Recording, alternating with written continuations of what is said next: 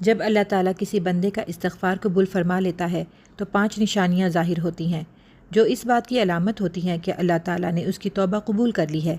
पहली निशानी, उसके दिल में गुनाह से नफ़रत पैदा हो जाती है। जो चीज़ पहले उसे पसंद थी अब वो उससे दूर भागता है और गुनाह में पड़ने से खौफ महसूस करता है।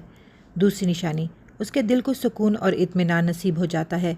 जो पहले बेचैनी और घबराहट में मुब्तला रहता था अब वो अजीब सा रूहानी सुकून महसूस करता है। तीसरी निशानी, उसकी ज़िंदगी में बरकत, आसानियाँ आनी शुरू हो जाती हैं। बेबरकती, रुकावटें और मुश्किलात कम होने लगती हैं। मामलात में खैर व बरकत महसूस होने लगती हैं। चौथी निशानी, अल्लाह ताला उसे नेक अमाल की तौफीक दे देता है, नेक अमाल की तरफ राग़िब करता है। उसके दिल में इबादत का शौक़ बढ़ जाता है।